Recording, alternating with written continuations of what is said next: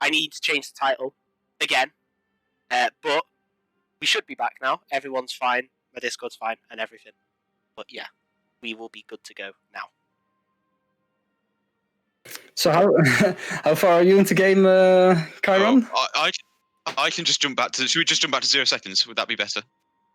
Okay. We'll jump back to 0 seconds. Let's see. Okay. Yeah, sure. Nope. Yep. And we've loaded up onto Summoner's Rift here at TLH versus TFC. It's going to be the second match of the River League played out today. So Buffalo Goose right there is looking really clean on that Renekton. And let's see what the intention is going to be behind this early game, because it looks like for now the Fighting Cocks are already in that mid lane, all grouped and stacked up, ready to find someone lingering around on their own in the enemy jungle. Mm-hmm. I think this is like what I said, looking for this invade. They probably recognise that they have a large amount of CC level 1. The Caitlyn is probably stepping up too close. We could see a ward over the wall, followed by a charm. There's a charm. It's gone wide. The flash comes out anyway. Yeah, that was... I mean, Atomika, stop laughing. It's not nice. It's not nice just to laugh by those... Okay. You know what I think though? Yes, he didn't get the flash. The charm didn't connect, and yes, he didn't get the kill or first blood. But the flash did come out. So Volibear can time that flash. He knows Caitlyn's got no flash for the next 5 minutes, and her only form of escape is either the Night Caliber net or Charm eating her. So we're going to probably look to see a lot of bot priority for the Volibear. If I was Volibear, I would now start red buff and work my way down for an early bot lane gank. But Volibear is still going to start on the blue, getting that big leash from Jhin and Leona. Same thing for the Nocturne, starting bot side with the leash from the bot lane. There is a blue ward on the red buff, so I think they were scared that the red team would try and steal the red buff, but that didn't actually happen. They just took the flash and walked away. So we're probably going to see maybe 5 or 6 tank clears for both. Probably 6 tank for Volibear and maybe 5 for the Nocturne, depending if who gets to the top side first. Yeah, so that was, I think, one of the first brain farts of the match already. Sandira's flash being on cooldown for the next 4 minutes. Also looks like both junglers are going for that early full clear, at the very least at their respective sides. The Volibear full clear is going to be a little bit shorter on blue side, and then depending on how he reacts to his top side jungle, we can tell what his pathing is going to be. But he is going to pathing top and not pathing towards what, like you just called out, what should be something that he should be doing. Yeah. So Volibear's finishes bot side faster than the Nocturne, so we're going to see him come up towards this top wave quicker than the Nocturne. So we can see the Volibear Q followed up by the Renekton Ruthless Predator for the double stun.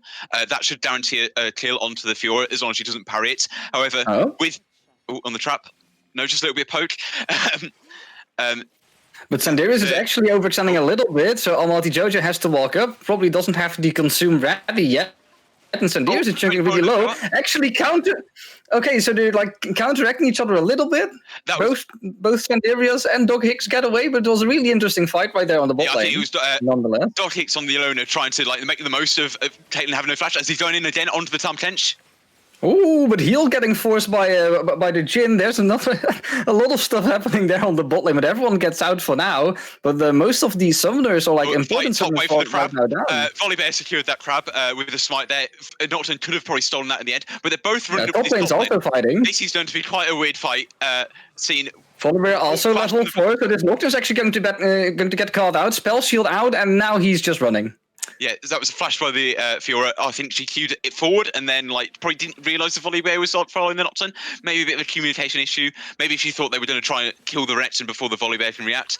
But, another flash lost for TLH in the top lane this time, opening up these gank opportunities for the Volibear. Volibear is now going to come down to the bot side and get this second crab, putting him in a massive lead above the Nocturne, and he'll be able to probably either back or do his own Gromp or full bot side before backing again. Yeah, so that's it is some really smart pathing right now by the Volibear, of course. Like just a blind man really knows how he can get fully ahead, in comparison to Martinder. Yeah. Martinder right now already having that first back in his pocket, so that means that he has spent some extra gold that Just a Blind Man still has to spend. And we also have to keep in mind that whilst Just a Blind Man has skipped his topside crux, that the crux on the other side of the map are secured by Martinder. So that one camp of difference, it gives a little bit less, I think a little bit more gold, but less EXP than a Scuttle Crab, but it's still sort of worth, in my opinion, for Martinder to maybe take this trade in the way that he's doing it. Yeah, I think he knew that he was never going to be able to get down to the bot side before the Volibear could, and he would never be able to contest that crab. So he's going to just finish his full clear, take the grub, and then he's come back bot side. He took his cruxes already. Oh, Just a Blind Man? It's going to be a 3v3 on the bot lane. There's Sandir's getting engaged on. There's no consume available. At least it doesn't look like it. Sandir still tries to get out of there with the heavy net, but doesn't get there completely. Doc Hicks still standing inside of a trap, so that means that he's going to fall as well. But it's still going to be a 2-for-1 right now. TFC putting up a really great fight there against Martinder. Martinder now still dropping really low, and Rijstad is going to be the one picking this one up. Just a Blind Man just leaving it there, just BMing a little bit. Does he need to help at Rijstad? No, he doesn't. It's a 1-for-3 trade there on the bot lane, and that's all the kills thus far into the game. 1-3, yeah, that was excellent from the Fighting Cocks. I was surprised that gank actually worked for Just a Blind Man on the Volibear. He hasn't backed yet. He hasn't bought anything. He's still quite squishy, whereas the Nocturne had an extra. He had a lot. Dropout is chunking an awful lot of damage onto Buffalo Goose. Can Dropout actually make the solo kill? Buffalo Goose there with the kill. The Meek actually, gets to say like, oh no, he walks back. That was very, I don't know, risky staying there. I'm not sure what he's trying to get. Maybe soak EXP, but he could base. He's got the TP. No need to die there. I think that was probably a misplay, definitely, by Buffalo Goose. I think Buffalo Goose is really glad that the dragon got picked up on the other side of the map by the rest of his team, because this was not a play worthy of showing on stream. It is just unlucky that the director camera preferred to show that happening over the rest of his team taking that really important first dragon of the game. Being a Cloud Dragon, it's not too much of a difference, but Rijstad actually gets some more curtain calling. There's some more tower dives available by Just a Blind Man and Doc Hicks if they work together in sync. And maybe Buffalo Goose will survive next trade more often because of his dominance being up more often. Mm-hmm. I think you could probably, if you're on either side, you could say, well, you traded a kill for the dragon. If maybe that's a positive for the Fiora, I think it is. She gets an advantage in the lane. However, for the Fine Cocks, you didn't really have to trade a kill for the dragon. You could have just got the dragon for free. It's just these cross-map plays that sort of aren't really reactive. They're just happening independently of each other, just at the same time.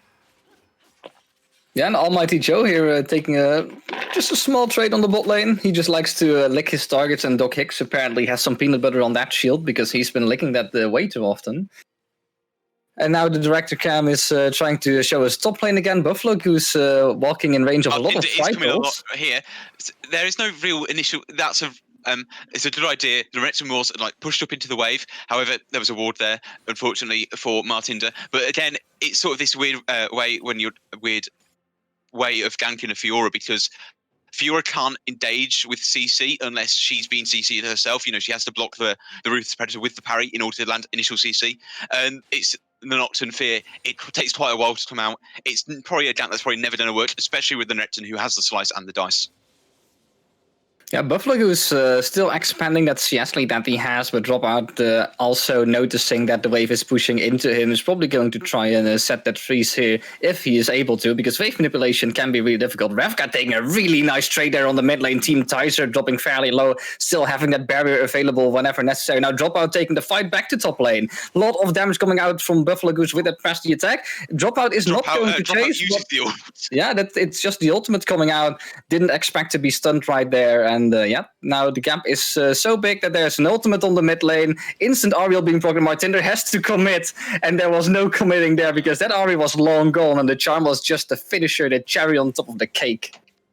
Yeah, again, it's a very risky Nari who has ult up. I'm not sure if... Oh, and Buffalo Goose at the same time on the top lane, actually going on Dropout, but it gets parried, and there's no kill to Meek damage, and Buffalo Goose once again gets pranked by Dropout, getting that second kill of the game, and the CS gap is only 2 right now, so Dropout is playing a really nice matchup right there.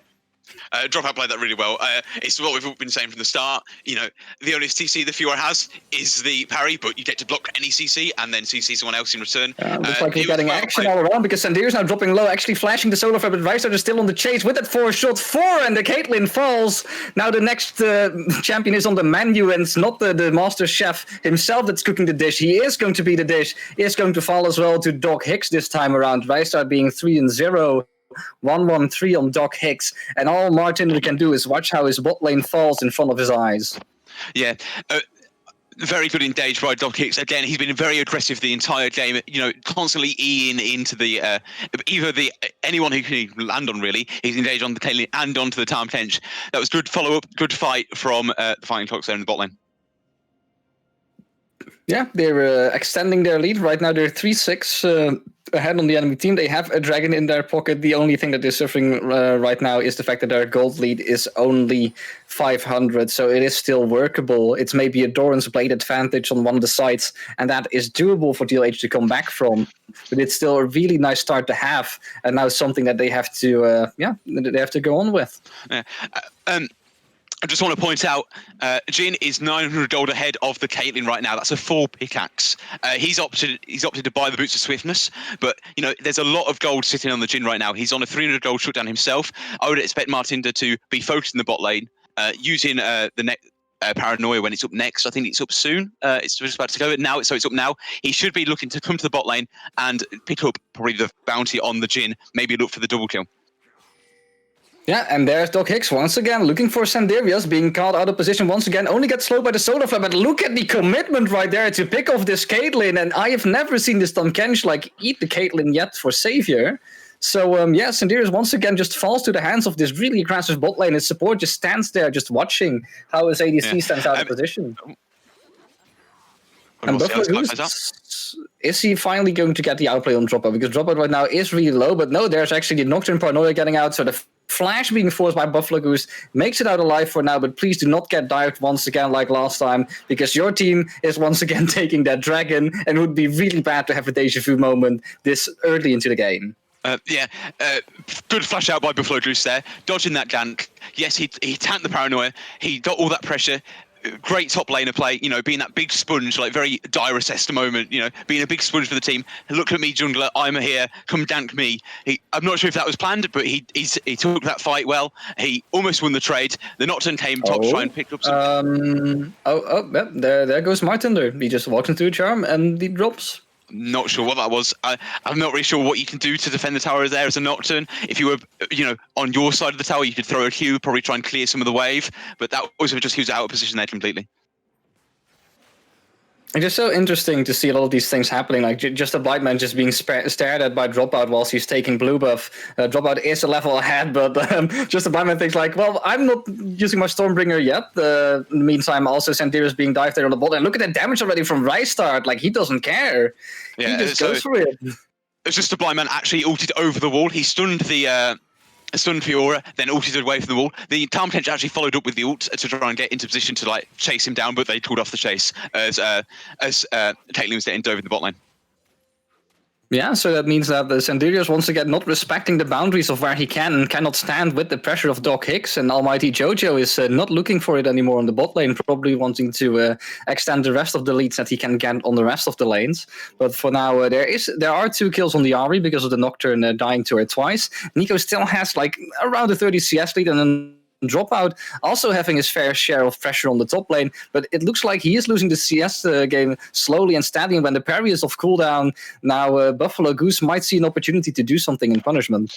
As you just said, I just want to point out again, Jin is now 1,500 gold ahead of the Caitlyn. That's a big 100 gold. The only thing that's keeping TLH in the game is Fiora and Nico. Nico's actually ahead of gold at the minute. Actually, he's just under behind.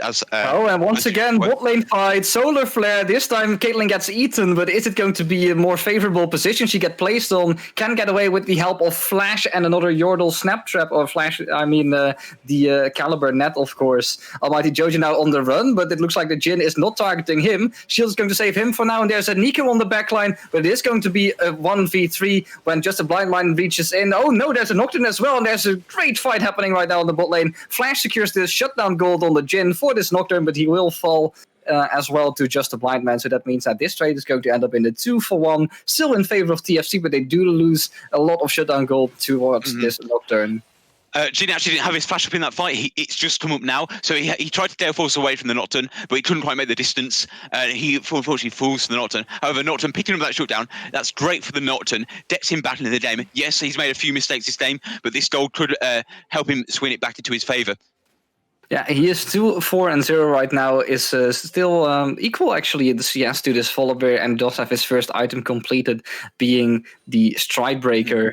So yeah, there's no full item yet on just a blind man, so that's something that we can say kudos. Good job, this Nocturne Martinder, for doing this early. Yeah, thanks to that shutdown as well. He's actually ahead of gold in the Volibear now. He's also they've actually both finished their mythic items now, so at that point it's just sort of gone into it, became invalid. However, with the Stridebreaker, he's now able to follow through the Jin's flash a bit more easily, be more aggressive on the backline when he dives in. Yes, he'll still have to contend with the Leona CC in the peel. However, with his spell shield, he should be all right, and he's going to act as much bigger threat to the Jhin than he was moments before. So Buffalo Goose now getting a ping from his jungler that there might be a gank incoming. Dropout is still fairly low. Maybe doesn't have the parry yet. Is going to dash out. Nope, there is no parry. There's the stun. There's the E-slow. Maybe gets a little bit of distance with that Q and actually makes it out. The tower, of course, being tanked by the Volibear because it is really scary to let Buffalo Goose do this, but there's still Nocturne just waiting for him to walk out. Still manages to trade 1-for-1. There's no parry active yet. So, yeah, at least he gets a little bit of value out of it. He actually used the parry as he died. I'm not quite sure what happened there, but, damage went through. That was just completely greedy by the dropout. Martinder had that kill in the bag there. I don't think there's any way he was going to die there, even though the Dominus was procced. Again, it's another kill, though, for Martinder. He's pushing his lead on the Volibear as there's a dive in the mid lane. Really nice combination. Everyone's hitting their spells, and for a moment they thought the clone was the actual Nico, but no, the charm and everything just hit on the real Nico at first, so that means that there's a kill being picked up once again by the support Doc Hicks, and he can actually build just regular tank mythic items, because by now he's just as much as a carry as the rest of the team. That was really well using the clone back towards his towers. He ran forward. Yeah, everyone's going to think you're going to run to your tower to safety, but no, you're running forward, and they're all focused on the clone. However, unfortunately, because he ran in a straight line, he still got hit with the full Orb of Deception on the Ahri, so he still took all that damage anyway. So really unlucky there, but he could have almost made it out. So for now, it looks like there's a lot of coin flip trades on the top side of the map, and on the bot side of the map, we're seeing just complete domination from this Jhin-Leona combination. Buffalo Goose now take another coin flip trade into Dropout. Dropout once again missing that really important parry, and there's no Dominus yet for Dropout, so he has to back off. Flash being forced by Just a Buyman because they find Martinder, but he will go into a trap. And there's also a fake Nico as Nocturne just running into the fight. I think that was really greedy flash from the Volibear there. Yes, they had vision on the Nocturne, but they didn't really have any vision of anything else around there. No one actually popped the plant there, so that Nocturne still has a way to get into the Dragon Pit. He's on equal level. This could be a steal here. Yes, or no, they're just going to div it. Nah, so they don't it's not going to happen. Fighting clocks are now on Soul Point. This is important. It's a Mountain Soul. It's going to help their big beefy front line, the Leona, the Renekton, the Volibear, to survive these fights and make the front to back fight harder for TLH. Yeah. TLH, not THL. I think we'll be looking for another dive top lane as well. With the Paranoia, it's up. Renekton 150 HP-ish. Dominus pops out. Everyone's stunned. Fiora, unfortunately, dies straight to 1-for-1. They're losing bot tower, but they might be able to get top tower. Volibear is up here now. Herald is propped. Probably not going to do a lot here. Just he's going to get the charge off. I don't think they're going to get the tower, though. No. Nope. Well defended by just a blind man on the Volibear there. No, it looks like there's, at the very least, a lot of trades of objectives trying to go on the rest of the map, but this really greedy play by the Fiora and the Nocturne means that there's not really that much to be gained out of this play. There is, of course, like you already pointed out, the Soul Point coming up for the Fighting Cocks, But yeah, it's going to be a Mountain Soul, and we all know what I always say about Mountain Soul. This Soul is known to have one of the highest win rates in the game, at least when it comes to solo duo queue, sitting at around an 88% win rate when secured. So it drastically increases your odds of winning a game, and it would be nice for TFC after the lead that they have that's not necessarily backed up by the gold they have gathered thus far, to have this extra win condition that can help them just with that little pat in the back to get there. Yeah. I mean, you got to think that, it's a big shield. It's a lot of free stats as well from the two Mountain Dragons, all that extra armor and magic resistance. It's going to be a 3 from the top lane, because this dropout is going to get heavily engaged on, and the kill once again going over to Doc Hicks, because you cannot control that Leona W. It's just popping some damage whenever it wants to. But still, kill is skill, and Doc Hicks is not done yet. He is seeing the tower, but he also knows he is really tanky. And look at the damage coming out on the Jhin already, but Doc Hicks also out of position, now getting chunked down, has a lot of armor, but no magic resist, so Revka melting through it, and the kill going over to the Tahm Kench, also making himself stand on that scoreboard with a single kill. Actually having more kills than both his mid laner and his ADC, so maybe he would have wanted to give it to one of those champions. But yeah, he does have that Bami Cinder available, is probably going for either the Frostfire Gauntlet or the Turbo Cam Tank, and really wants to abuse that in combination with the grasp that he picked earlier during draft. Yeah, I think that was very pretty play by Doc Hicks. So you only had the Jhin there in support, and again, it was only sort of in range to ult. Don't think that was ever going to work out. I don't think he really needed to go for that play at all. I mean, yes, they just picked up the Fiora. Volibear came in, stunned, tried to stun the Fiora, but was parried. However, Leona's there, and Fiora can only parry one bit of CC. When the parry's down. So it's very easy kill on the Fiora, but then that advantage has been given away. I mean, the only upside about that for the TLH is that the kill went on the Leona, but then the counter kill went on the Tahm Kench. So it's sort of the support's going to be a bit tankier earlier. Nothing's really gained, nothing's really lost. Is it just me, or does it look like there are two Vitals right now on top of the Renekton? Because I feel like it's a spectator mode. Yeah, I think it must be. Yeah, so Renekton here is going to get died. It has to flash away. Is he going to survive? Does it look like it? And the Fiora ultimate right there, the Grand Duel, helps her to survive the tower dive. But there is going to be a Volibear on the loose, and he just slam dunks on top of the head. Knows that there's a Nocturne here as well. Does have the level disadvantage, but then again, you are a Volibear, and Volibear can be really strong in that 1v1 when he gets his W off. Martinder now on the run also from an Ahri who's making her way right there to find the Nocturne. Is going to dash charm. There's no spell shot available, and this should be another kill being picked up right here. Yep, for TFC. Really nice kill there from Volibear to also even out the odds when it comes to the level difference. And well, it's 8 against 17, and I don't really see one single situation where Rystart is going to be throwing off this game, because he is the main carry and he is looking for a kill right now on the top lane at Sandarius. Does face tank a full Caitlyn combination, and Sandarius actually gets away with it with the help of Flash and his own Gale Force. Yeah, really nice. I just want to point out that the Volibear chose to max the W first. I know it's quite common, and it's what I do as well. Only put 3 points in the W, because that's all you really need for the sustain and for fights. However, maxing that W first before putting maxing Q is doubling down on that 1v1 potential, especially with the press the attack. I think it's quite clever, especially if he's having to fight the Nocturne early. Didn't really happen that much, but it cut down on his down potential with the empowered Q, but the damage that he did dish out and the sustain he had from his Q was stronger through that. So, he's actually a 1v1 threat, especially to the Nocturne and potentially to the Fiora if he plays the fight right as well currently. Yes, this is right now a really interesting situation, because Buffalo Goose does have the teleport available, but this Jhin has to recall first, and the dragon has already spawned. So that means that there is going to be a numbers disadvantage right here in the river on the side of TFC. The first dragon is actually getting started right now by the Fiora. So they are waiting right now for this Jhin to arrive. Fiora, the TP's coming through now.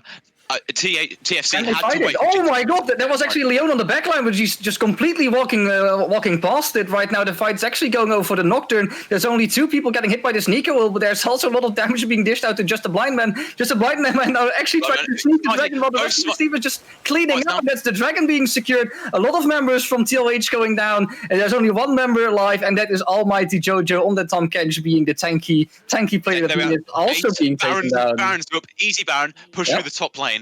You can easily get this into a massive gold advantage very quickly. Go into the back, straight to the Baron, straight to top wave, take the top tower, and then recall there. They've got the Dragon Soul as well, so they can stay around longer because they have all this extra, health that's going to be regenerating from the shield. Because the shield, the Dragon Soul shield comes up even if you're in combat. So it doesn't matter if TLH tried to fight now, their shield can still come up and probably save them and allow them to keep pushing sooner. We've got 2 back in, 3 back in. It's just going to be Jin taking the wave at top lane himself. The Nocturne ult is down, so he's actually pretty safe up here. So I think you only need to hit the tower maybe once or twice. Yep, just hit it once and it's down. Now he's resetting. That's a lot of gold just been shifted back into TFC's pockets. You can see it's a 9k gold lead for the Final Clocks right now. And most of that is on the Jin. He's just about 4k up on the Caitlyn. That's a whole item at least we can see. He's got 3 items, got a pickaxe as well. Caitlyn's just sat on the Gale Force. Jin is looking to absolutely demolish anyone who's anywhere near low HP or just in general squishy, as most of TLH's team are. Also interesting to see the choice for the Lord Dominic's regards over Infinity Edge, because there aren't a lot of champions right now on the side of TLH that have a lot more HP over him. And I know that the item has been built an awful lot in pro play, that it's a really popular item, but it also has been nerfed in gold cost. And just looking at the stats that maybe an Infinity Edge might give you as a third item, it might seem like a really nice addition to his build. But right now we're seeing the pick off on the bot lane. Buffalo Goose still getting a lot of damage out, manages to die just before taking down Revka. So Revka actually can wipe the sweat off the forehead just to make sure that he survived. And now there's a dive on the bot lane. That's important. They got rid of a Baron. They got rid of that silent pressure. However, they're being dove mid. I think the Morty Jojo, he's just dead. Not much of the time attention to do. He's only got 1 item, and that's a Sunfire Cape. That's a Sunfire Cape. He's just dead, yeah. I think I just want to point out, following that, what you were saying about the Lord Dominant Regards, Nocturne has the highest HP on TLH's team. That's because mainly of the Serret stage. I don't think the Lord Dominant Regards is actually being that effective here, because everyone is so low HP. I think you were right with saying about the Infinity Edge. That could be, getting that one shot, that big burst up front on the squishy targets would probably close the game up much quicker with that. Yeah, it might also have allowed for some possibilities in that second slot, like Collector or maybe even Stormraiser, if you're really afraid of people running at you. But there is no Turbo Chem Tank to be seen on the enemy team, so Stormraiser not necessarily having an argument to be built right here. So right now it's just the middle inhibitor that has been taken out. Reinhardt stealing the enemy red buff and now looking to make his way towards the enemy bot side, so they can keep that Baron buff active for as long as possible. Because why would you waste Baron buff if you have it? Why would you stay in the jungle? Well, Buffalo Goose doesn't have the buff anymore, so he can be here, but the rest of their team should be looking for abusing that Baron buff for as long as possible. Yeah, I think they're just back in, just resetting, just using that gold. Yeah, Elder Dragon is coming up. I can't actually see when Elder Dragon is coming up, but in a few minutes at least. And it's going to be in 2 minutes and 30 seconds. But in the meantime, we're seeing this top lane little play being made. There's still a tower standing, so Buffalo Goose can take cover underneath the safety of his own tower. Looked like he wanted to recall, but for now he's actually staying because he knows that just a blind man is around the corner to help him out. And also Team Taser is the one who's saying like, okay, I will help you out on the top lane, because our Jhin is so fed. He can probably 1v9 on the bot lane. So if he just stays there, he can use Baron buff. But guys that actually saying, no, I want Scuttle, and I want the enemy jungle over actually using Baron buff. I think if I was on Team TLH, I'd be trying to get the Caitlyn into the mid lane, trying to get her to pick up all those super waves, get her trying to catch up with the Jhin. Yes, it's a big goal difference, but any little helps. She's picked up a second item on her last back, which is the Rapid Fire Cannon. I think she definitely needs to go for that Lord Dominant's Regards. Look how tanky their TFC are. You've got the Volibear, the Renekton, the Leona, a lot of HP on this team. The Lord Dominant Regards will be doing full amount of work here. Yet she's on for the Rapid Fire Cannon, allows her to keep further back, fight front to back. I don't think it's going to be the most effective or the most useful item at the minute, but she needs to be mid. She needs to be getting this farm. She needs to be getting this third item ASAP in order to try and do something in order to try and claw the game back. Yeah, it's an absolute mountain to climb, but there is still a chance. But with the Soul, with Barons run out, Elder Dragon in about a minute, it's looking lights out for TLH. Yeah, so there's an A-Ram being called right now on the top lane, so it's more of an A-Rap, and there's Dropout actually being called, still gets the stun off, and the tower getting disabled by that. It's a blind man. Huge recall on the back line, but it doesn't really deal that much damage. Ari will still fall, but where is the damage from the Jhin? Yeah. But look at Rystart as well. He's also on point right there with a lot of shots. Doesn't really want to tank as many tower shots that he's doing right now, but in the end, it's still going to be a 1-for-2 in favor of TFC, so they will be shoving through this top side of the map, and now the decision making is, will they try to go for the end, or will they back and play it safe, go for this Elder Dragon? Looks like they're not done yet. Going in for a Martinder. Martinder is going to get snared up and locked up, and that's just a blind man with another kill. TLH Dropout now on the run from Buffalo Goose also gets killed. It's Rystad who wants to take this honorary 1v1 against Sanderias. Almost going to lose. It's actually going to lose because of tower shot. Down onto the Caitlyn, but I don't think it's too little too late at this point. Caitlyn's been free hitting, but, there's not a lot of damage coming through. She's only got 2 items. One of those is the And that's from the Leona ult, actually. The Ace in the hole also getting interrupted. And look, the damage from Buffalo Goose when it gets amplified by the Leona passive. Now this Tom Kench does have the Sunfire Aegis, can deal a little bit of damage, but it is just enough to help his teammate take down Buffalo Goose. And yeah, this jungler is just done with the game. He's just done with it. He wants to go into the next game already. Make it a 2-0. Is he going for it? Can he do it? Look at the damage right away from minions. Like, this mid lane is just falling, and Buffalo, just a blind man is going to be falling to Almighty Jojo, but he's also falling. The fixing clearly wasn't up because Tamkinch dies to minions there, but they've clawed onto this game. They're in it by the skin of their teeth. The Nexus is on 2,200 HP. It's so close right here. I mean, Caitlyn, there was a chance for the Caitlyn to outplay that and survive, but no, she gets shut down with the Leona ult. The dive just comes onto her. She dies. She's sat on, 2.5 items. She's got the BF sword now, as well as the Tertius shards. She's gonna have another item soon, but I don't think it's gonna be enough. She still hasn't got this Lord Dominance regards. She needs to have this armor pen. She needs to have this tank killing item, but she's just not building it at the minute.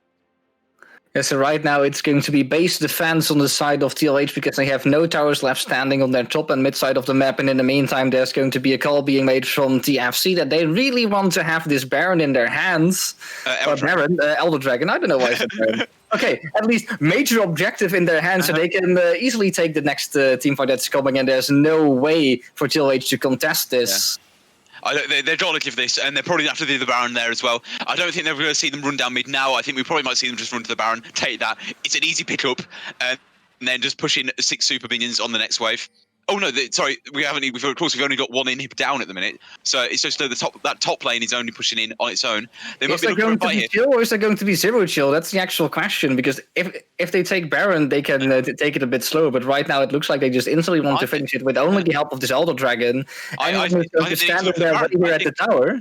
No, but look at Rystad is actually really aggressive. Want to see if he can take the Guildforce with just an auto attack and maybe one-shot the Sanderias with help there. Almighty Jonah that engage is actually running away, but then look at the Solar Flare!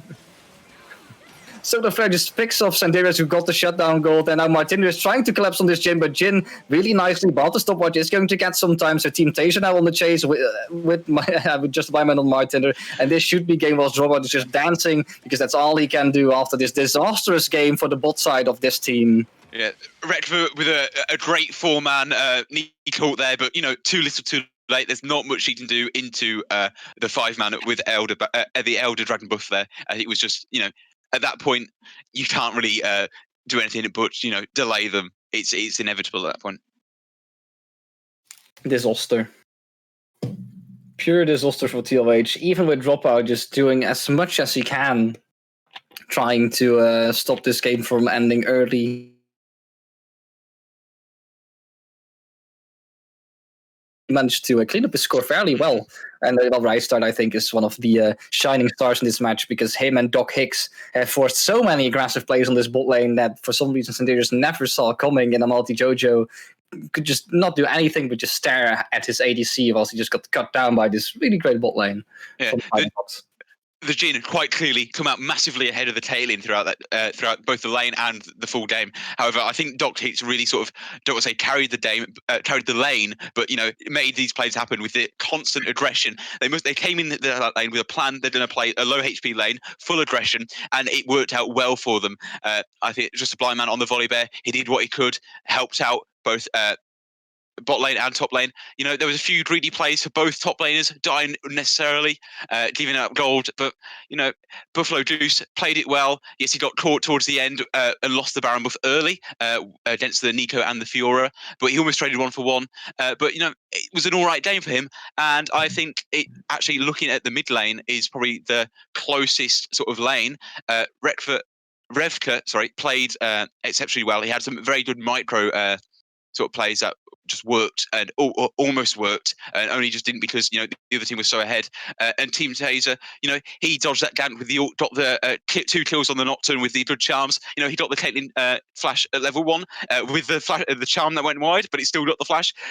I that was a really good game, and I'd like to actually see what they can do next time in game 2. Obviously, TLH have the chance to go away, think about the draft. Does it need to be banned? Does the Jin need to be banned out? Maybe the Leona, maybe they don't want to get the volley bear through. However, they're also playing into a team that has to ban away Martinda's main, the Nunu, and the same thing with probably the Yorick as well. Even though Almighty Jojo was the Yorick, which was first banned from the Fighting Cocks. However, he then played support, so I'm not sure if this was like a lane swap in response to that Yorick ban, or if he was meant to be banned. He was meant to be playing support from the get-go. So maybe TFC can have a response to that and say, well, actually, if you're the support and not the top laner, we don't need to ban this Yorick. We can ban something else, make our next game even more oppressive. Yeah, I think you've just basically said everything that was left to be said. So that ends the one game that we were casting today, because all the other games are postponed. So you'll probably see them later right here on the channel. Thanks, everyone. Oh, we have a second game. Second game, yeah. It's since when is it the best of 2 Atomica? Why didn't you say so? Is this all new? I guess so. I know that we did less best of 2s last season, but I thought we just only got one game of 3 games, because there were 3 scheduled today, right?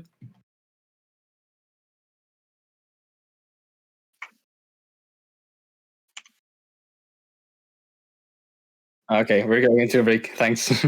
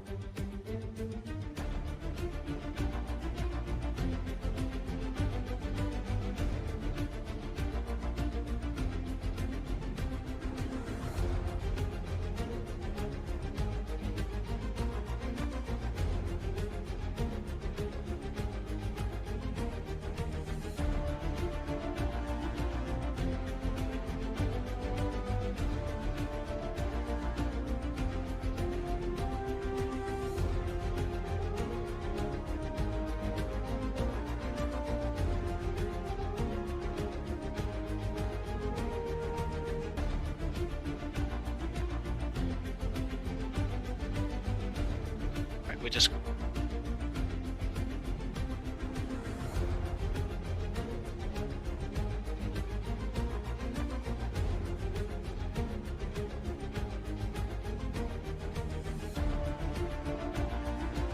No, I'm fine.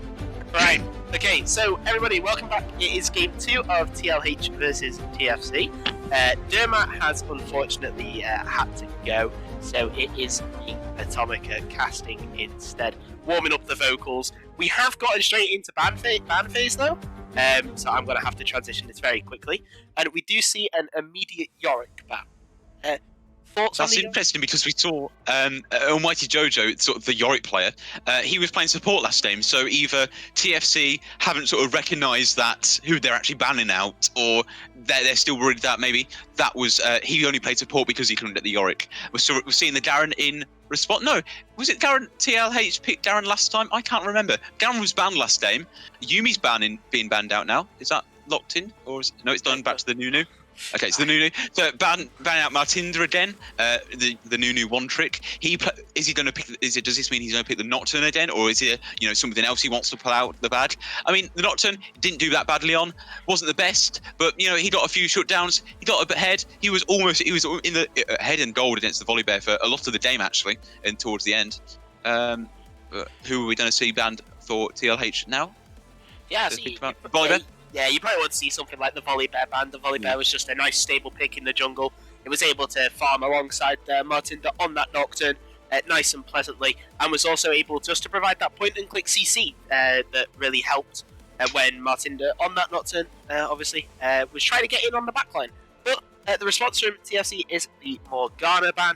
Morgana, obviously, very good at stopping single-target CC as well, because TFC's bot lane clearly likes to play quite engage heavy champs, as the first was Leona. But the insta-lock of the Ahri, I need to remember his name, Team Taser, getting back on the Ahri pick, and we'll see what TLH respond with. I just want to point out that these are 5 of the 6 are the same bans. It's just the Volibear instead of the Udyr ban. Volibear also a good ban, bans out top lane and jungle as well. Still leaves open to the sort of the trifecta of meta junglers with the Udyr and the headroom still available. I wonder if that's to be picked instead of the Volibear for TFC, or if the Nodo for something else. Anivia, good control mage, a lot of wave clear. Again, it takes a bit of time to ramp up. You want to get 2 or 3 items before you can really start to be dominant in team fights. But again, it's a massive area control that the Glacial Storm, I couldn't think what the name of her ult was called, but the Glacial Storm can put down on a team fight and just deny a large scale area. Nocturne being pulled out again, that's great. You got the AD AP hybrid mixture between the jungler and the mid laner. We might see the Udyr response here, and Udyr absolutely can destroy Nocturne in the jungle, especially if you catch him out. And it's one of these sort of trifecta of meta junglers on sort of the same part as Volibear. Again, point and click CC, just run people down. Tem tank is that same vein. It's locked in. What's the be picked here? Is it going to be the top laner that we saw last time, or is it going to be something for the bot lane?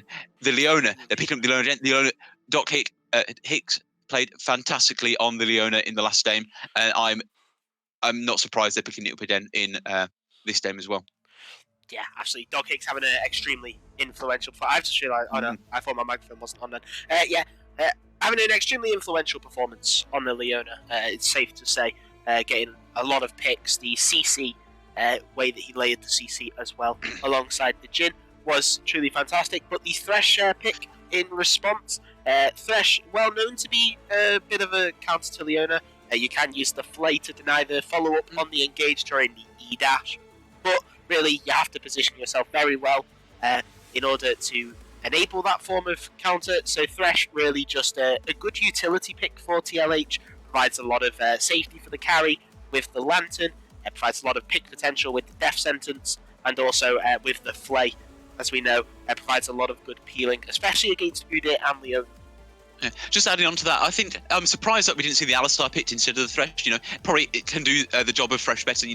Keep the the Leona away, interrupt her disengage, but also then Alistair can dive onto the back line with the headbutt pulverize and engage with the Nocturne, leaving a big area of CC as the Nocturne dives in. We've seen 3 AD carries banned now in the second phase of the banner stage. The Jhin, the Ezreal, and now the Tristana. Huge focus on what's going to be available for these 2 AD carries in this game. The Caitlyn's still up. Who's going to pick it? Is it going to be picked to Den? But Jin's been banned out for TFC, so they can't pair up with the Leona. They're not going to have that really strong, oppressive lane that they had last time. You would have thought that maybe they would have wanted to pick the Jhin in the first rotation and just guarantee that. However, they wanted to pick the Ahri, which is a contested pick between these 2 teams, and then the meta jungler of Udyr. It's going to see what's going to be banned out last. Is it going to be the Caitlyn? It's the Caitlyn. So we have 2 new AD carries this game. Kai'Sa's available, works well into both Thresh and with both Thresh and Leona. What else is available? Isaiah, can dodge out that engage. Would be probably really good on the side of TFC, being able to dodge out of that the paranoia, the death sentence, and the flay. Just waiting to see what's being locked in here. They're hovering the Yuumi. We could see AD carry Yuumi. I mean, I'm not sure how that works with the Thresh. Samira's picked up, recently nerfed. I'm not really sure if they're going to be able to get this to work, but there's a lot of CC to set up for her to just free hit, and especially be involved in these team fights within the Glacial Storm. Renekton, seen as the top laner, very good staple, very good early game top laner, works in the same way as with the Udyr as he does with Volibear. That 2 levels of follow-up stuns. And Kai'Sa picked excellent with the Leona, just an excellent AD carry overall. Probably still one of the strongest AD carries this patch. Agreed, yeah. It was really a surprise, actually, to see that quite a lot of the ADCs that are more favoured towards higher level play were actually left available. The Jinx, the Kai'Sa, the Samiras obviously fell out of favour due to the recent nerfs, which you mentioned before. But it was a bit of a surprise. But I guess TLH and TFC deciding that Jhin, Tristana, Ezreal, and Caitlyn were more of a priority to ban due to the comforts of the players, and the Sion lock-in to go against the Renekton. So TLH clearly a bit more of a solid structured game plan here. The Sion very team fight orientated. Samira, Nocturne, Anivia, Sion, Thresh as well, all very notable team fighting champions. But TFC again getting their hands on quite a number of comfort picks for their players. The Ahri, the most notable for Team Taser, as it was first pick. The Udyr for the jungler, which we did see banned out in Game 1. Leona for dot kicks, again we did see last game. The influential performance and how just that amount of CC can really just shut down what TLH were looking to do last game. And also the Renekton in the top lane. Yeah, I'm actually quite happy about that Sion pick. I think it sort of rounds out TLH's comp. It's big, beefy, tanky front line. It's also not this sort of highly contestable top lane. It's a Sion. You're probably into the Renekton, at least that Renekton's going to try and dominate you early. But Sion, he can sit back and just farm easily and stay up to the late game where he's going to be this big beefy boy to be able to just run down at someone. I am just going to want to just point out there is a case of anti-synergy on the team of TLH. If the Anivia wall is put down and then Sion ults into it, that could potentially not work out or work in TFC's favour. Or on the other side, it could be used as a way to sort of stop the Sion and then knock up people who he might have missed. I'm just trying to see. I don't know how it works with I'm just going to ignore that point because I don't know where it's started. But I do like the Kai'Sa pick up here. Very strong, you can see. Works well with the Leona, especially with the amount of CC that Leona brings to the table. Leona can lock someone down and Kai'Sa unload a full combo and proc her passive. It also works because Kai'Sa likes to dive in with her ult or just reposition with her ult. And so if the Leona goes in, CC someone's up, Kai'Sa can dive in. I can't think what her ultimate's called, but Killer Instinct, there we are, and follow up on that and just annihilate someone on the back line. And if Samira's taught out, quite an easy target. She can be stunned before she can use her W, and she can be deleted from the game and the team fight instantly. Yes. I think this is probably. I'm much more happy about TLH's draft than I was last time. I think it's much more well-rounded, and they have options to sort of stale and sort of defend themselves. Even if things start to go awry with the Anivia, for instance. Yeah, absolutely. Yeah, I think as well the pick of the Anivia as the control mage instead of something like the Nico just provides Revka with a bit more damage, as we saw Nico constantly getting those 4-man or 5-man ultimates, and then there was really just no damage to follow up. Now that could also be attributed just to how far behind TLH became, and as well it can just be attributed to how little damage Nico has to follow up with on her own ultimate. The Q, you're obviously relying on all 3 of the procs to deal the most efficient damage, I think Revka had a very good game on the Nico last round, but it's just one of those things where Nico doesn't do that much damage unless she's ahead or into just really squishy teams, and they were very far behind anyway. So it's a shame that we didn't see these 4-man, 3-man ultimates from the Nico do more damage. However, on the Anivia, the Glacial Storm is always going to be DPS in no matter what. So I think it's going to be probably more allow Revka. Sorry, I'm thinking am I on the wrong? Revka hasn't swapped over. Revka's playing fresh. Yeah, they've had a bit of a role swap. So they have. That's why I'm looking at this team cover and I'm being really confused. So we got Almighty Jojo playing Sion instead of the Calm Tench. He's moved back into the top lane, even though York's banned. Martinda's still in the jungle playing the Nocturne again. TLH Sanders is on the Anivia instead of the AD carry, and Dropout is moved from top lane to AD carry to play Samira. And Revka, the mid laner from last game, is now playing Thresh as support. As far as I can tell, TFC are still playing the same sort of comp team roster, playing the same people in the same positions. So this, we'll see if maybe they're just testing the water with something new last round, and they want to start smurfing on these people and playing their actual positions. I mean, you would hope to see it. After the game 1, you would hope to see it. But that does sort of explain as well, kind of the change in priority in what was picked for each role. I was quite saddened to see the Tom Kench last game. As a Tom Kench aficionado myself, the Grass for the Undying Tom Kench did not particularly do well, which was quite saddening to see. I just want to say it's probably good for TFC that they did ban out the Yorick again, because I would have been I would have said that we saw Almighty Jojo play support last game. He's probably going to play support again this game. We don't need to ban the Yorick out because he's playing support, and nobody plays support Yorick. So I would have left it open. But he's actually gone back into the top lane here. So banning the Yorick turned out to be the correct thing to do for TFC. I'm not sure if that was hinted at before in the last game, but we are here with Almighty Jojo back in the top lane. Yeah, and honestly, I can't wait to see what Almighty Jojo can do. Really, moving from support to top lane. His main role is top lane. So him being able to make that move and really being able to start flexing his muscles in his actual position and showing the Coral League viewers what he can actually do is going to be very exciting.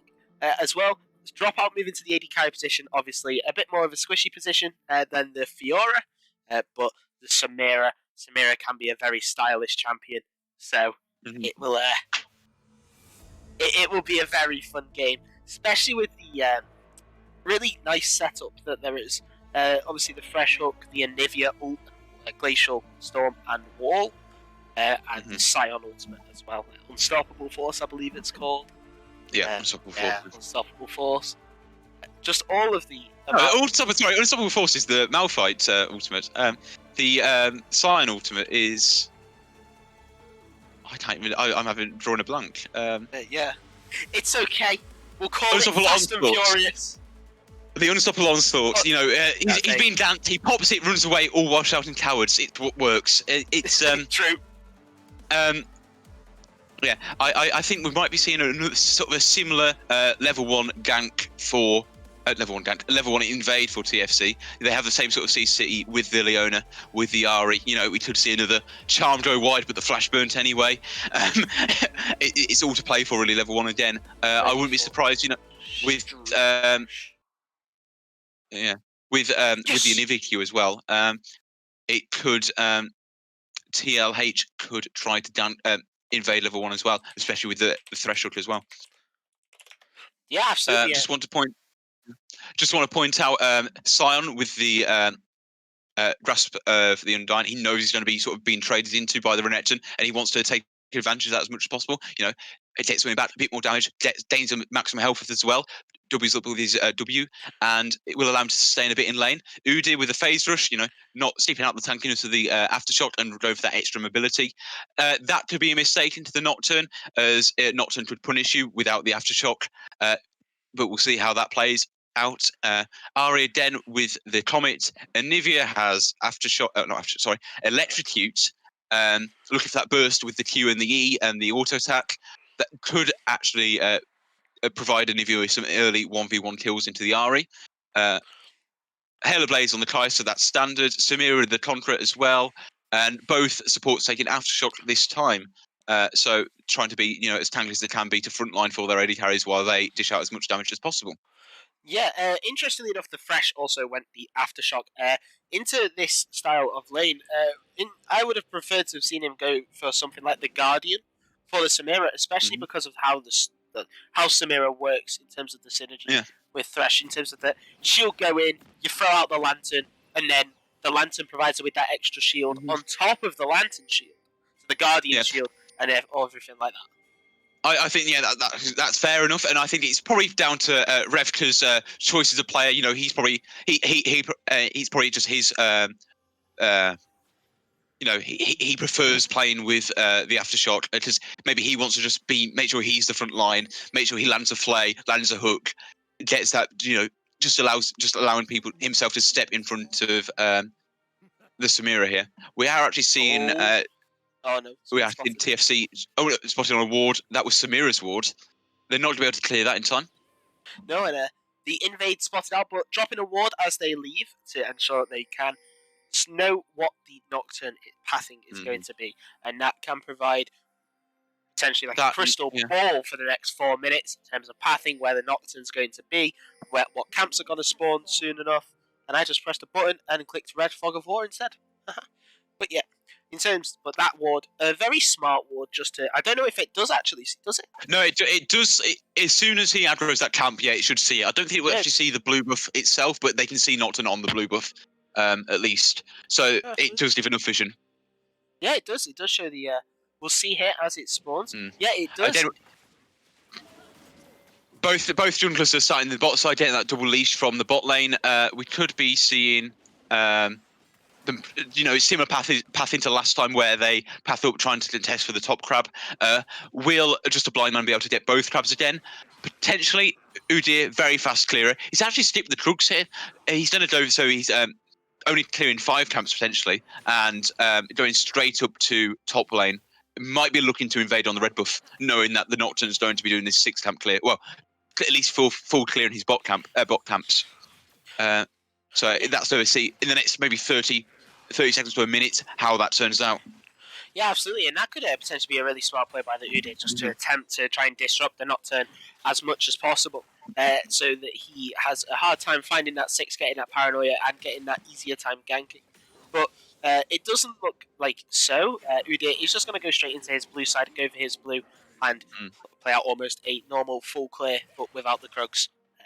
But yeah, I find that really weird, as I'm a very passionate Udyr player myself. Anyone who knows me knows how much I like to play Udyr for the last 3 or 4 seasons at least. And it's really sort of like, why is he not going for these crabs? Because he can easily clear these crabs before the crab spawns. So it just seems like a bit of wasted gold opportunity in early XP. So I think he must have an idea about something planned, but he might be looking to go top straight away. I mean, there's still 10 seconds before the crabs spawn. He's actually going into the Nocturne jungle, but he's far too late to... Oh, no, he's over the mid gank. Yeah, is he? He's probably... He's just sort of... Oh, he's going to be caught up with the Nocturne here. Nocturne should see him. Nocturne wants to go on this. No, he's not. I mean, and if he was there with everything up, they could have easily contested the Udyr being out of position there.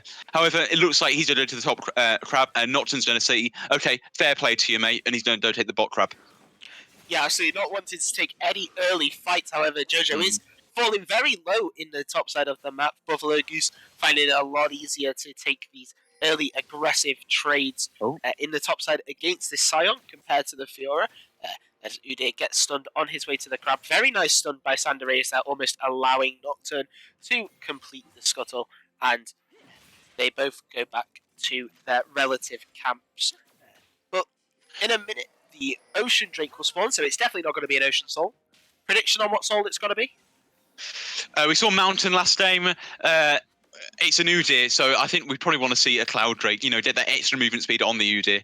It's probably going to be worthwhile, especially with the Leona ult. The killer instinct from the Kai'Sa. They're probably going to be buying on an ocean, a Cloud Soul, or maybe even a Infernal Soul to get as much damage out as possible. I mean, we're yet to see. I have to wait to send Dragon, I think. I think it's going to be a Mountain Soul. Oh, back to back. I just think it will. I don't know. I feel like League of Legends is not feeling very nice today. I feel like it's not feeling very spicy. So I just want to point something out here. Because Nocturne cleared his full bot side, he's been able to re-clear his full bot side and work towards his top side again. Basically giving him a second full clear. Was the Udyr, he cleared out his Raptors, which had respawned, so the second Raptors. However, he then went down to clear the level 1 Krugs, which, that's quite a lot of XP loss, whereas, the Nocturne got 2 higher level camps. The Udyr only got 1 higher level camp and then 1 level 1 camp. So Nocturne's actually coming out ahead here, and he's clearing out his top side as well now. Udyr's going to look for this Dragon. However, Bot Crab is still there, so if he plays this Ron, he could be easily spotted. Bot Crab's now just run out, actually. So, but Nocturne's in the top lane doing his Krugs. He could be looking to back here. These are the level 1 Krugs now. He's allowing them to level up now. Yeah, absolutely. It does seem like Udyr, even though the pings did go down on the Ocean Drake, does pivot towards the top side to clear his top side, opting for the safer option instead of being found on the Vision. But really, TLH's bot side not finding any fun as Buffalo Goose decided he wants to engage onto Almighty Jojo, but again, just slicing and dicing in, and slicing in and then dicing out. It seems like that's going to be the nature of the trades in the top side. Yeah, it's sort of the nature of this matchup. The Sion's not going to die in this matchup. He shouldn't die as well, at least. But he can soak up all these trades. He can soak up as much sort of harass that the net wants to give, and he's going to be all right. And he's just going to be able to farm and sort of level up and become this big, tanky front line for the team. Although Udyr's winning now. Yeah, and the unstoppable onslaught is actually used, but he has the BT and the flash forward by the Udyr will secure the kill. First blood going over to the side of TFC. Very well played from Buffalo Goose using that slice and dice recast to get past the Q slow to ensure that just a blind man can come in and pick up first. Although Martinder, he's seen Udyr in the top lane. He's seen that the flash has been burnt. He's on the Dragon straight away. However, Team Taser and Just Blind Man are coming down now. The Leona's already come to intercept. This could be the death of Martinder here. He might be able to trade Smite for Smite, get the Smite off first.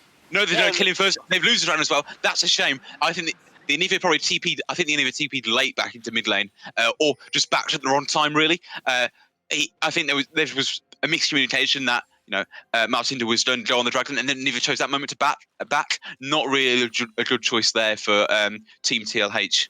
Yeah, I really think there was a bit of a miscommunication there between Martinder and Sandareus about what the objectives of both players were, with Sandareus taking that base and leaving Martinder alone on the Drake. If he'd stayed mid, I believe then he probably would have been able to keep that priority, and Martinder would have been able to get the Drake. But it's sort of like a very... we've got a fight coming out in the bot lane. And Revka has been brought down very low. This is what I mean about the Aftershocker's the that was the wrong way. But we are looking at the top lane as Almighty Jojo is going down very low. PTA taking Jojo down to 1 HP. Beautiful fight there in the bot lane. We saw about a quarter of it. But, so what happened there was Revka got out using his sums, and then they turned on to Samira. Oh, I'm not sure what's going on there. Buffalo Goose just got a kill onto Almighty Jojo. Is that what happened? He just decided to tower dive him. Clean as day. So what happened in bot lane? So they turned on to Samira. Samira then wild rushed, I think, onto the Kai'Sa, but actually going the wrong way. So then Samira had to then flash, grab the lantern and get out. So a little bit of a misplay from the Samira, resulting in her having to use her flash and her heal, but then she gets out anyway. Unfortunately, the top lane dive, I'm not sure why Almighty Jojo let that happen. Again, it's this Sion pick. You're bound to trade. You're bound to lose trades, but you should be well aware of this and moving out in advance. So a bit of a misplay there. Maybe greedy staying at the tower. Maybe not. Seeing the ult coming in. Then the ult has been missed, but the paranoia is coming in. So Buffalo Goose is on his own. I don't believe he has no dominance whatsoever. The flea coming in and the kill going over to Almighty Jojo. And XD being dropped in chat by Renekton. Probably because Almighty Jojo missed the ultimate. But Well, I think I would say it's more because Almighty Jojo picked up that kill. You don't want the kill on the San here. You want it on the Nocturne so he can affect other lanes with like more strength and more successful ganks. The San, like I say, it's just here to soak experience, soak gold, soak pressure from the jungler. You know, he wants to be ganked and he wants to sort of live as much as he can. But you don't want him with the kills. You want that kill on the Nocturne so he can, gank bot lane, get Samira ahead, gank mid. Has been caught out. The solar flare has come down. Stun going down. The box is coming in. The stun going on to Leona, but there's nothing else you can do. Revka does go down after a use of the killer instinct from Richard. Great play by Doc Hicks again. You know, he's bringing this full-on aggression sort of gameplay. Yes, we haven't really seen it as much this game, but there we are. A successful kill, 2v2 kill onto. They could look for a tower dive here. Dropout does have that ultimate available. Issues that it's gone very low. Doc Hicks is going to get out with 1 HP. Yeah. And Doc Hicks with the aftershock especially, and then the eclipse, the OW, providing all those extra resistances, meaning the tower not very effective on the Leona, making it quite an easy tower dive. It's it is what it is. But I'm just trying to question why TLH didn't ban out this Leona, which is so prevalent in the last game. Yeah, probably because they didn't believe it was one of the problems. That's me. To me, it was this Leona is insane. Honestly, kind of probably a bit of a warning to all the other teams in the river bracket that you should probably ban out Doc Hicks' Leona because it's very influential. It can do so much. With seemingly such little jungle attention, there's only been one time that I've known, or I've seen just a blind man really head towards his bot side to look for something, and yet Doc Hicks is still managing to make those plays happen. I mean, we did see that Martinda and Almighty Jojo picked up the Herald in the top side. Martinda has the Herald. Is he dropping it mid? Has he just dropped it mid? Yes, he has. I'm not really sure if that's the best play. I mean, they don't get mid plates, but they're not getting first power off of this. Onto the Samira. Doc Hicks just waiting on top of Lantern, but stunned for a year and a half, and Samira can't move. But the Dominus has been used by Buffalo Goose. The walk on off inside of Reyes to stop the Slice and Dice, but the Slice and Dice come through anyway, and the kill will be picked up even through the Resurrecting. And Team Taser, yeah, I think that's the best idea there. I mean, if the Renekton picked up, not the worst in the world, but I think you want this on the Ari so she can be more dominant in lane.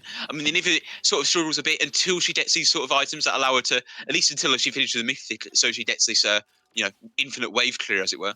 But I don't really think that was a good call with the Herald dropping it there. Yes, you got 3 plates, but you don't get the tower, and then Nivea dies anyway for it. So it just seems a bit of a not quite an optimal Herald placement. That probably led to probably more gold being given over to yes, the TFC. Paranoia is used in the mid lane. The Flare does actually come out, Martinda using that extra movement speed, and will pick up the kill onto Team Taser on the Ari as Revka and drop out. The director camera kindly showing us them farming up. Leona did burn the flash to attempt an engage onto Martinda. Blind Man is on the dragon. Yeah. I think they could. TLH should be looking for the fight here. Although there's 3 people hanging around in mid, not quite sure what they're doing. The dragon's going to go. They're probably going to dive on the bot lane. There's the killer instinct, but the Lantern is very good. And the unstoppable onslaught is used, but it misses. The damage still goes down onto Buffalo Goose. A very weird Q, which still manages to hit the solar flare, landing on top of the Anivia as Buffalo Goose goes down very low to Almighty Jojo and Martinda. As just a blind man has been caught out in their backline, the box will keep him locked up as Martinda is killed by Richard and Almighty Jojo using his big HP. The stun does land from Sander. It's the flash E. Oh my god, what a hook! Predicting where the Leona's going to go. Oh, it's a triple kill. No, and picked it up. Oh my god, that was... Even though TFC had such a large gold advantage, they don't manage to execute the team fight correctly, and all of them go down there, apart from the Ari who was picked off before.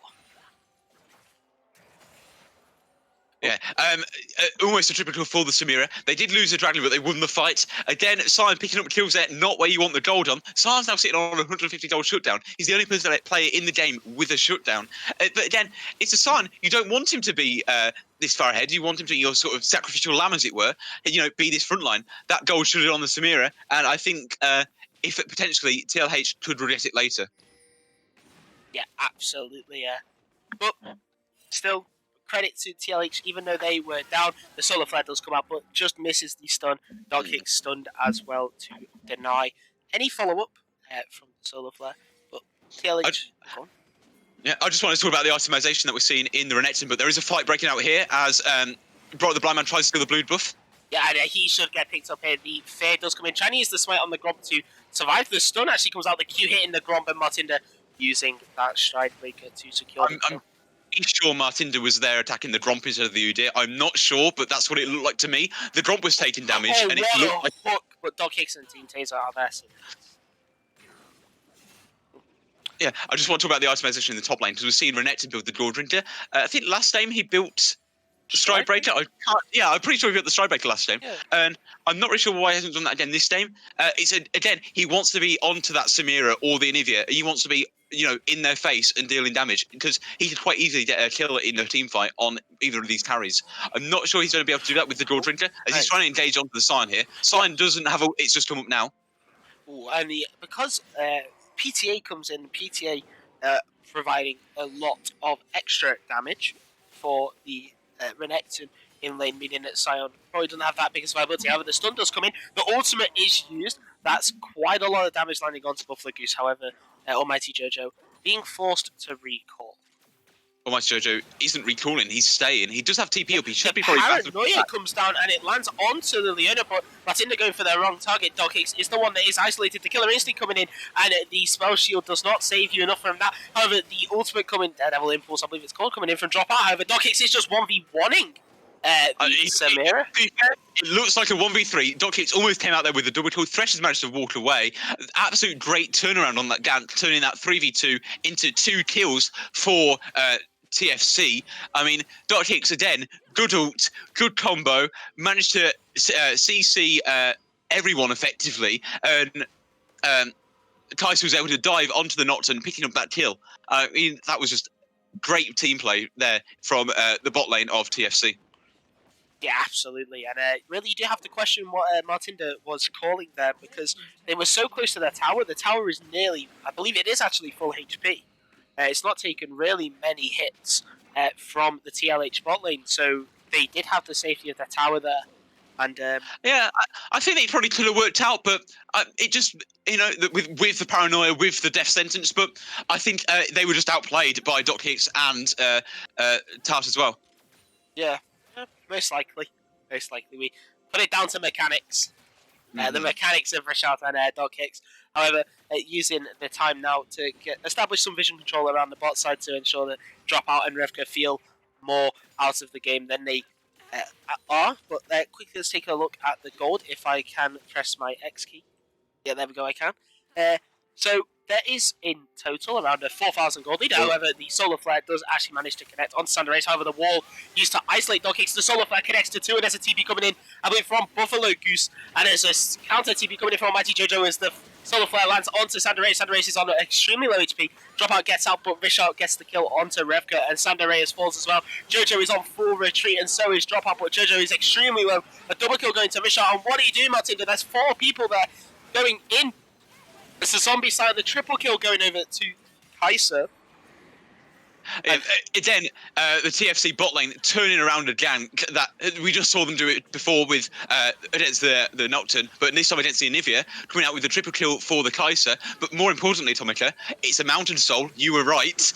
Yes. I'm not sure what Martinder was doing there on the back end of that fight, ulted into 4. Wasn't needed, wasn't necessary, just gave away another kill. We're now at the point where Kaiser is about 2,600 gold up on the Samira. In a similar position there, they were on the Jhin against the Caitlyn last game. Udyr is up about 500 gold. Renekton's up about 1,500 on the Sign. You expect a bit of a gold lead for the Renekton, but probably not that much. But actually, Team Taser is actually behind on gold, about 400 gold against the Anivia. Similar position to last game when he was against Revka on the Nico. He was behind gold then, he's behind gold now. But again, most of his gold is coming through the bot lane and then the top lane. Yeah, absolutely. And looking at the items, obviously you can see that the Ari, even though seemingly is down in gold, is actually up on the Mythic on the Anivia in the mid lane. It's weird to see. Yeah. You could say it's because the Anivia's finished boots also picked up the tier. Anivia is still sat on about 1,200 gold now, so we'll see the Mythic being completed now. I think it's going to be a Ludens potentially. I'm not sure what the Mage Judgment's build into, but Oh, it's a Leandri's. Good into that team comp. You know, you got the dog hits, you got Blind Man on Udyr, and you got Renekton. A lot of HP there for you to burn through. Also works well with Glacial Storm. But they're looking to siege mid tower here. The charm goes wide. Yeah, so Jojo using his seemingly forced push to push the minion into TFC. However, interestingly enough, Almighty Jojo has decided to go with the Frostfire Gauntlet as his mythic item. Do you think that that's the correct option, or do you think with how he's been playing these fights, do you think he could have potentially opted for something like the Sunfire Aegis? On the Scion, I think, well, you want to be as big a boy as possible. You know, he flashes there instead of taking the Lantern. Oh, and the Soul Flare, the hook actually lands onto Buffalo Goose. Buffalo Goose, it's got to go down. However, the Dominus comes out. He still has for a long time the Exhaust manages to land, but Jojo does go down as well. The point of quick stun lands is on to drop out. There's nothing there. Kaiser with the double kill as Ari is going to get taken down by Martin in the backline. Anivia is resurrecting as Doc hits. The onto Doc hits, no? I think that was a bit of an overextension. They looked for the fight, but you know, there's a lot of damage coming out to this Anivia, which you sort of should expect with standing on this Glacial Storm, especially now the Leandris have been completed. So it was a 3-for-2 overall in favour of TFC in the end, but it looked like it was more even than that. And actually, especially when Martinda came in and killed the Ari, you know, there could have been probably another kill followed up if they wanted to commit for it, but they didn't. They didn't lose inhibitor tower, which is good. So you know, it's one of these things where, you know, I think both teams would say, okay, we got a kill advantage, or in the case of TLH, you know, we survived. We didn't give an ace. We didn't give in a tower. We didn't give Baron away. So you know, it's quite an even trade, very much an even trade here in that fight. I think what you were saying as well about Scion with the Iceborne Gauntlet, the Frostfire Gauntlet now, is that, you know, he wants to be as big as possible. You get all this bonus HP, you get bonus size. You know, it's one of the things where it's very much playing into that favour. I don't really think the Frostfire Aegis is sort of good enough for the Scion, really. I think you definitely do want the Frostfire Gauntlet. Oh, and Revka has been caught out doing the Atomika special, getting caught out for vision, but the Solar Flare does land, and the kill is given over to the Kaiser. Richard on the Kaiser. 11, 1, and 2 now, seemingly almost into this hyper carry phase of the game. And he's just got 164 farm as well. Really, yeah. He's ready to carry the game. Yeah, he's probably got enough gold to go back and complete his third item. But we're saying out, I'm not sure why Revka was there. You know, he was clearing that ward, but you know, he didn't really have enough vision surrounding that area, so it was just easy to be caught out. Neither's getting dove on now, just dead from the sliced dice and ruthless predator of the Renekton, followed by the clearance into the Kaiser. And really, TLH are just constantly on the run. There's not much that they can do as Almighty Jojo using the unstoppable onslaught into the back of the tower as the Q was they've been caught out here. Almighty Jojo will go down as well as drop out. Good focus by TFC, taking out the Samira before focusing the Scion. But really, just... I think without the Anivia alive, it's going to be really difficult for TLH to defend these towers. That Glacial Storm is something that's going to be as Martinda's caught out on the side lane by the charm.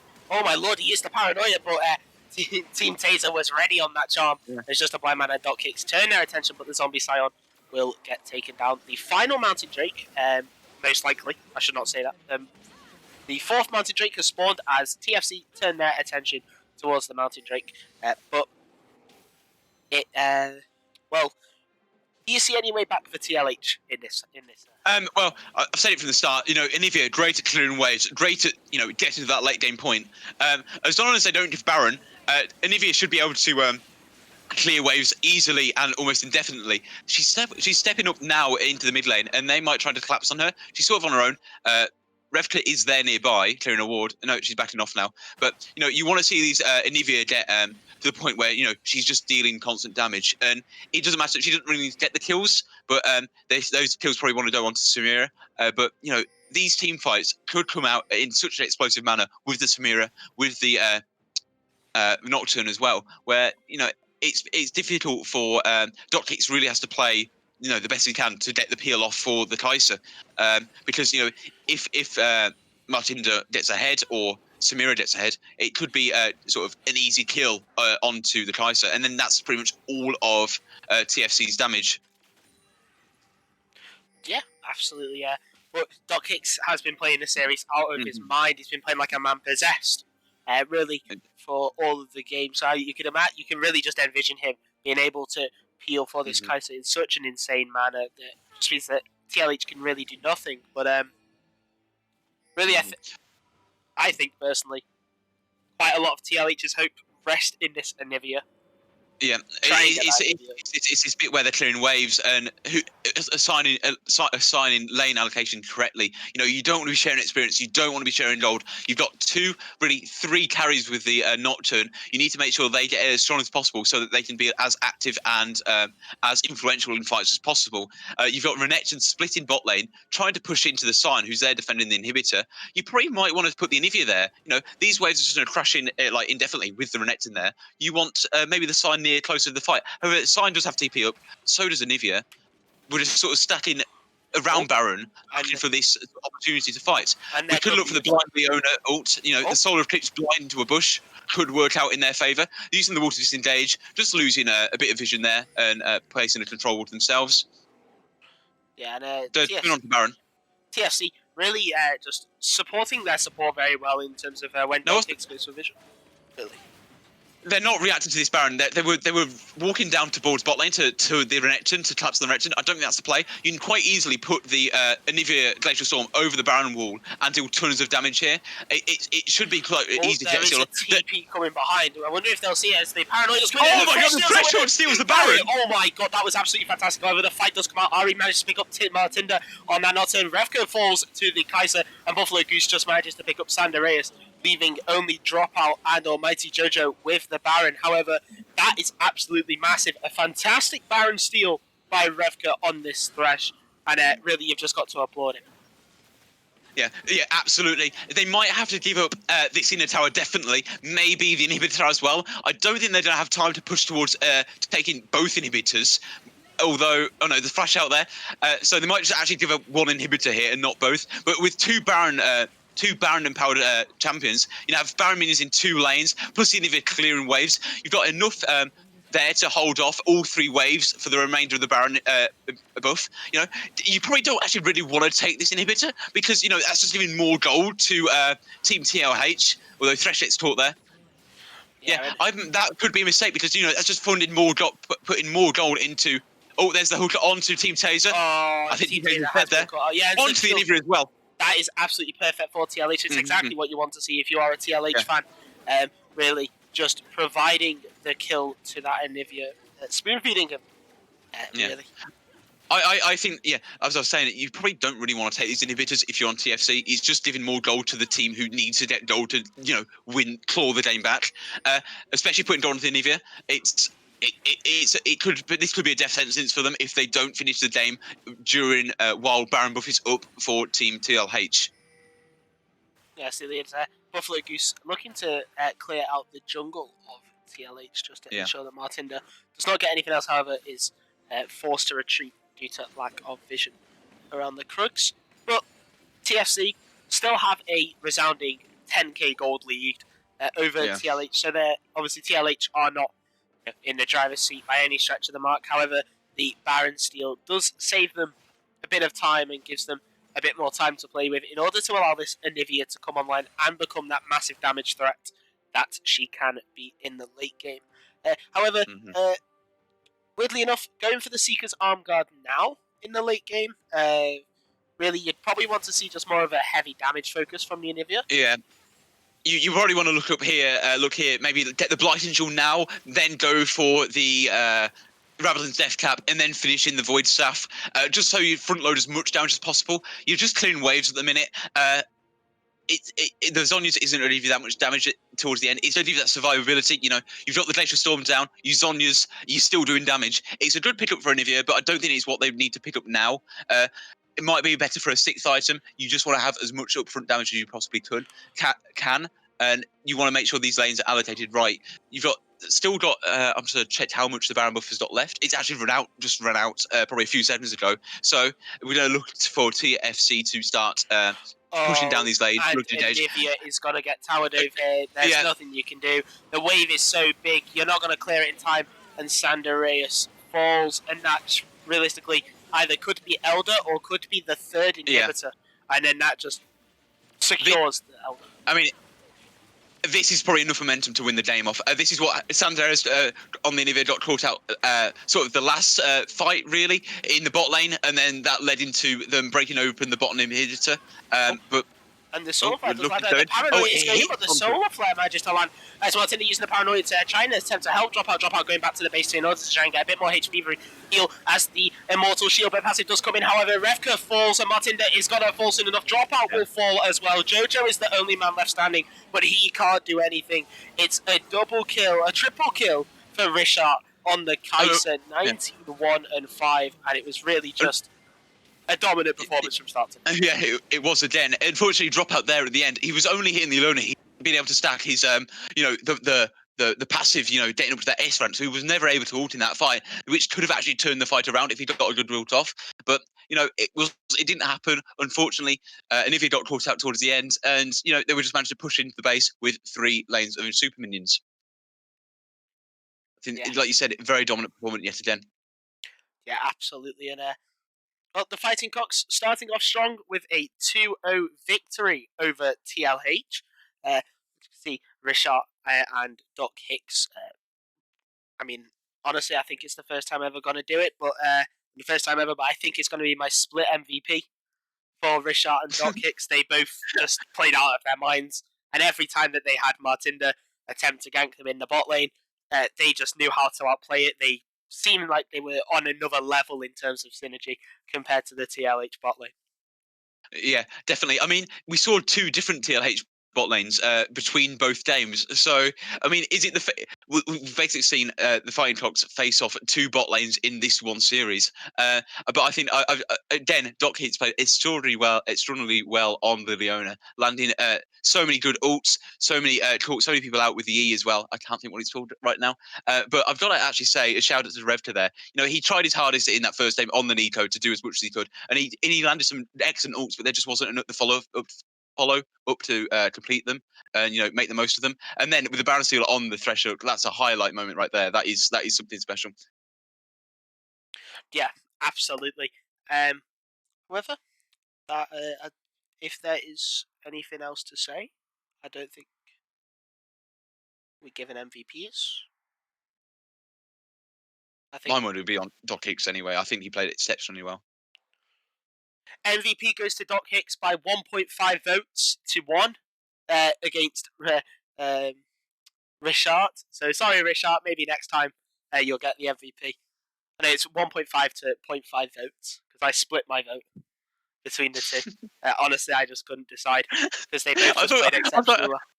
I thought you put a poll in the Twitch chat or something because I missed that, but no, it's just us 2 deciding it. Yeah, it's just us 2. Yeah, we're the casters. We decide it. It's not a democracy. But yeah. So 2-0 victory for the Fighting Cocks. TLH unfortunately continued their dreaded run in the regular season of not managing to pick up another game yet again. We probably should do a days since TLH last won a game, and then like a little counter in the bottom corner maybe, just to try and psych up TLH in order to pull out that win. But yeah, after 2 dominant displays, I have been Atomika. I've been Kieran. I'm not really going to use a different name. I'm just who I am. Okay, you're Kieran. I'm Atomika. But thank you very much, Thank you very much to everyone watching. It was an absolute pleasure to cast Game 2 alongside you, Kieran.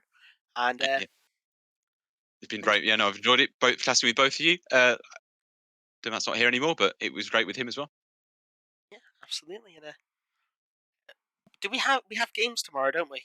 Who's tomorrow? Yeah. Let's find out who's tomorrow. Let's have a look at the schedule. So on the Discord server, it says Sunday with Dablet and Deurmat. It's going to be at 6 o'clock. Quad Nation Intellect versus Team Bitches. 7 p.m.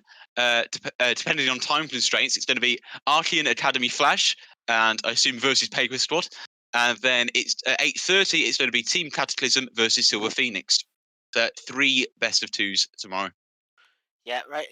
I think honestly, game to watch out for is that coordination intellect versus Team Bitches. Team Bitches, will they prove the doubters wrong? Will they win games as an all-female team, or will there just be another? What were they called? Was it Team Siren? Siren Or was it Secret? Whichever team it was that was the all-females and then got demolished in 10 minutes by Vega Squadron in Russia. Will they prove the doubters wrong? I think it was Team Siren. I think Yeah, I'm pretty sure it was Team Siren. Yeah. And yeah, we will see you tomorrow for that. Yeah, definitely. Should be fun. absolutely. Right. Goodbye, everyone, and we'll see you tomorrow. Goodbye.